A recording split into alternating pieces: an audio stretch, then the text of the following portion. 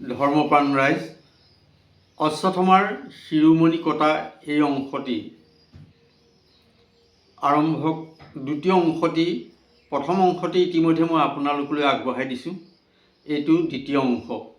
এই দ্বিতীয় অংশত মহাপুৰুষ গুৰুজনাই আমালৈ এটা সংকেত বাণী পঠাইছে।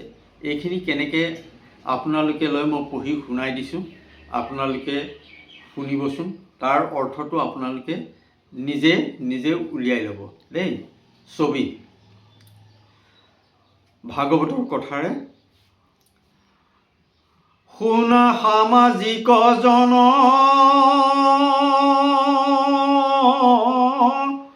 যথা জগন্নাথ কথা তথা পুণ্য তীৰ্থৰ নিবাস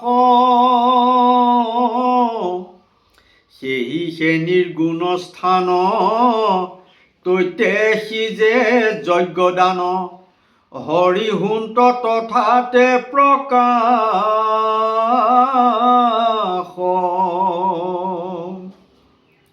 জানি শুনা কৃষ্ণ কথা জন্মক নকৰা বৃথা সমস্ত শাস্ত্ৰৰ ইছে সাৰ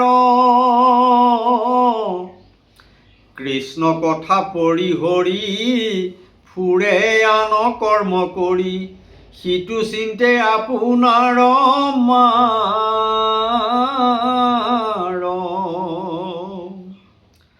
যাৰ নাম মাতে তৰি হেনয় বান্ধৱ হৰি কৰি আছা হিয়াত নিবাস তাংক কৰি অনাদৰ অধম বুধনৰ কৰৈ আন কৰ্মত বিশ্বাস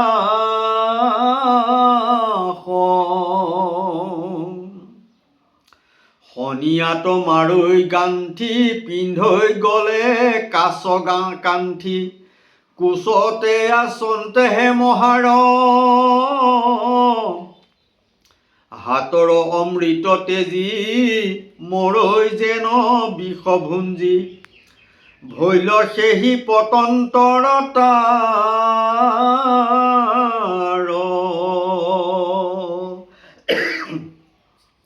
সাধৈ মহা সৰ্বসিদ্ধি ভকতৰ নৱনিধি মাধৱৰ অৰুণ চৰণ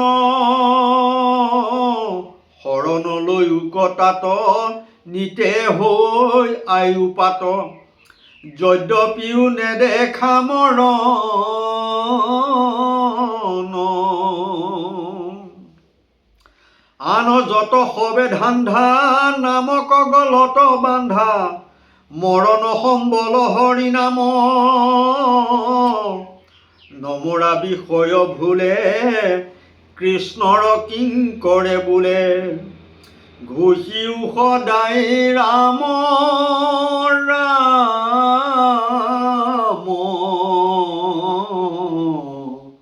কৃষ্ণ শংকৰ গুৰু হৰি ৰাম ৰাম। ইয়াৰ পিছৰখিনি পদ এইখিনি আপোনালোকলৈ আগবঢ়াই দিছোঁ। আপোনালোকে তাৰ অৰ্থটো ঘূৰাই ঘূৰাই শুনি অৰ্থটো নিজে অনুভৱ কৰিবচোন। ইয়াৰ পিছৰখিনি পদ প্ৰথম 4 লাইন মই পঢ়ি দিছোঁ সুৰ লগাই, তাৰ পিছৰখিনি মই কথাৰে ক'ম। নিগদতি সুত শুনিও ঋষি যত ক্ৰোধে ভীম সেন আহি সেই সময়ত দশন চুবায়া কোপে কম্পায়া শৰীৰ ঝান্তে কাটা কাটা দুষ্ট ব্ৰাহ্মণৰ শিৰ সুতমুনিয়ে ঋষিসকললৈ চাই ক'লে, হে ঋষিসকল শুনাচোন, অশ্বত্থামাক ধৰি বান্ধি পেলাই থোৱা অৱস্থাতে মহাবীৰ ভীমে অশ্বত্থামাক বিচাৰি নাপাই উভতি আহি দেখা পালে যে অশ্বত্থামা পৰি আছে আৰু ভীমে খঙত অশ্বত্থামাক দেখি এই ব্ৰাহ্মণৰ শিৰচ্ছেদ কৰিব লাগে বুলি খেদি আহিল। শৰীৰ কঁপাই এতিয়াই কাটো বুলি আগবাঢ়ি অহাত দ্ৰৌপদীয়ে ব্ৰাহ্মণৰ প্ৰাণ ৰক্ষাৰ কাৰণে উত্তাৱল হোৱাত শ্ৰীকৃষ্ণই ভীমক শান্ত কৰি অৰ্জুনলৈ চাই ক'লে, সখা অৰ্জুন, মই আগতেই কৈছিলোঁ এই দুষ্ট ব্ৰাহ্মণৰ শিৰচ্ছেদ কৰিব লাগে, তুমি নকৰিলা। ভীমে শিৰচ্ছেদ কৰোঁ বুলি কোৱাত দ্ৰৌপদীয়ে বাধা দিছে। এতিয়া তিনিওজনৰ কথা কেনেকৈ ৰক্ষা কৰিব? ৰজা যুধিষ্ঠিৰৰ পৰামৰ্শ ল'বা নেকি? অৰ্জুনে মনতে এটা উপায় উলিয়ালে। অশ্বত্থামাৰ কপালত এটা মণি আছিল, যিটো চূড়ামণি অশ্বত্থামাক সকলো সময়তে ৰোগ ব্যাধিৰ পৰা বচাই ৰাখিছিল। অৰ্জুনে মণিটোৰ সৈতে চুলিখিনি খুৰাই কাটি দিলে আৰু ঢক্কা মাৰি চূণ তেল সানি খেদি দিলে। দুষ্ট ব্ৰাহ্মণৰ এনে শাস্তি দিয়াত উপযুক্ত শাস্তি পাইছে বুলি সকলোৱে অৰ্জুনক প্ৰশংসা কৰিলে। পিছত মৃত পুত্ৰসকলৰ পিণ্ড জলাঞ্জলি দি ৫জন মহাবীৰ হস্তিনাপুৰলৈ ঘূৰি আহিল। যিহেতু মহাভাৰতৰ যুদ্ধ শেষ হ'ল, শ্ৰীকৃষ্ণই দ্বাৰকালৈ যাবলৈ বুলি চিন্তা কৰি যুধিষ্ঠিৰৰ পৰা মেলানি মাগিলে। দ্ৰৌপদী, সুভদ্ৰা, কুন্তী সকলোৰে পৰা বিদায় লৈ ৰথত উঠিল। ভীম অৰ্জুনেও আগবঢ়াবৰ বাবে এখন ৰথত উঠিল। কৃষ্ণক বিদায় দিয়াৰ পৰিৱেশ অতি দুখ লগা হৈ পৰিল। ৫জন ভায়ে কন্দা কোটা কৰিব ধৰিলে। এনেতে এক অঘটন ঘটিল। অশ্বত্থামাক চূড়ামণি কাটি খেদি দিয়াত নেগুৰ কাটি বাঘ এৰি দিয়াৰ দৰে হ'ল। লাজত খঙত দুষ্ট ব্ৰাহ্মণৰ হিতাহিত জ্ঞান লুপ্ত হ'ল। খঙত পাঁচো পাণ্ডৱক নিধন কৰোঁ বুলি ৫ পাত ব্ৰহ্মবাণ অৰণ্যৰ মাজৰ পৰা নিক্ষেপ কৰিলে আৰু পাণ্ডৱৰ বংশটোকে শেষ কৰিম বুলি অভিমন্যুৰ সন্তান সম্ভৱা পত্নী উত্তৰাৰ গৰ্ভলৈও এপাত ব্ৰহ্মবাণ প্ৰয়োগ কৰিলে। অগ্নিৰ দৰে লোহাৰ খণ্ডই পাণ্ডৱলৈ খেদি অহাত ৫জন পাণ্ডৱে অস্ত্ৰ হাতত তুলি ল'লে। ইয়াকে দেখি শ্ৰীকৃষ্ণই চক্ৰ মাৰি ব্ৰহ্মাস্ত্ৰ ভস্ম কৰি পেলালে। আনহাতে উত্তৰায়ো অগ্নিসম লোহা খণ্ড এটাই খেদি অহাত ভয় খাই ৰক্ষা কৰা প্ৰভু, ৰক্ষা কৰা প্ৰভু বুলি ভিতৰলৈ লয় মাৰিলে। উত্তৰাই একান্ত মনে ভগৱানক স্মৰণ কৰি, প্ৰভু ৰক্ষা কৰা, তোমাৰ অভয় চৰণে শৰণ পশিলোঁ, তোমাৰ বিনে মোক ৰক্ষা কৰোতা কোনো নাই। যদি মই মৰোঁ মোৰ কোনো আপত্তি নাই, কিন্তু মোৰ গৰ্ভত থকা সন্তানটো পাণ্ডৱৰ একমাত্ৰ বংশ ৰক্ষা কৰোতা। প্ৰভু, মোৰ গৰ্ভত জুই জ্বলা দি জ্বলিছে, ৰক্ষা কৰা, ৰক্ষা কৰা। উত্তৰাই দৌৰি আহি শ্ৰীকৃষ্ণৰ চৰণত ধৰিলেহি। তাকে দেখি ভগৱানে হাতত গদা লৈ উত্তৰাৰ গৰ্ভত প্ৰৱেশ কৰি ব্ৰহ্মাস্ত্ৰক নাশ কৰিলে আৰু অমৃত নয়নেৰে চাই গৰ্ভাস্থ শিশুটিক জীয়াই তুলিলে। ইয়াৰ পিছৰখিনি মই আপোনালোকক সুৰেৰে কৈ দিছোঁ, আপোনালোকে শুনকচোন। ভগৱানৰ ইয়াত ৰূপটো বৰ্ণনা কৰা হৈ আছে। পৰীক্ষিতে ভগৱানৰ ৰূপটো গৰ্ভতে দেখা পাইছিল। কেনেদৰে বৰ্ণনা কৰিছে এইখিনি আপোনালোকক মই মাতি দিছোঁ। ভাঙ্গিলন্ত ব্ৰহ্মাস্ত্ৰক গদায়ে কোবাই, জীয়াইলন্ত শিশুক মৃত দৃষ্টি চাই। পূৰ্ণদশ মাস শিশু লভিলা চেতন, মহাপুৰুষক তৈতে ভৈলা দৰিখন।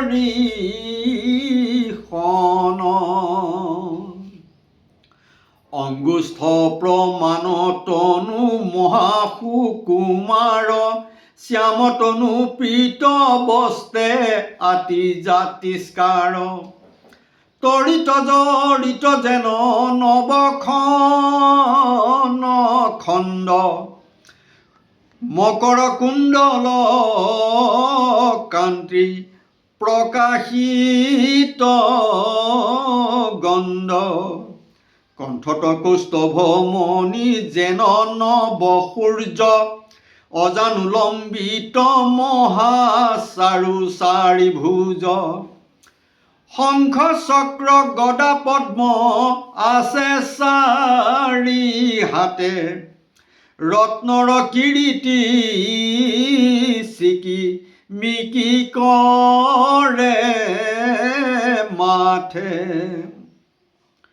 তৰুণ অৰুণ চাৰু পংকজ লোচন প্ৰকাশে উন্নত নাশা প্ৰসন্ন বদন কুণ্ড কৰি দশন ই সততাতে হাস কৰৈ ৰত্নময় হাৰ হিয়াত প্ৰকাশ কেউৰ কংকণ তাতে ঋণী যি নিধনী কটিত কংক কনক কাঞ্চী জলকে কিংকিনী লুটে পাত পিত ভুনি পাৱত প্ৰভুৰ চৰণ পংকজে ৰঞ্জে ৰত্নৰ নূপুৰ কোটি এক শশী সম শৰীৰ প্ৰকাশে ফুৰন্তে আচন্ত গদা ধৰি চাৰি পাশে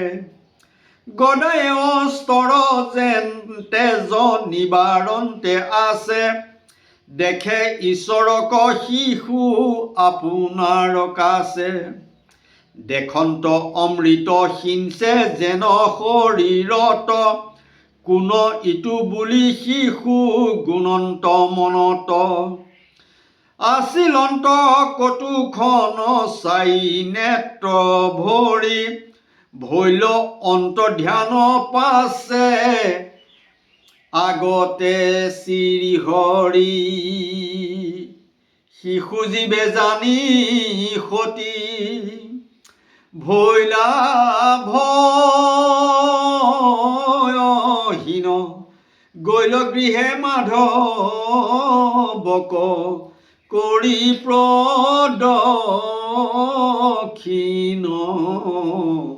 কৃষ্ণ শংকৰ গুৰু হৰি ৰাম ৰাম। অস্বস্থমাৰ শিৰোমণি কথা ইমানতে শেষ।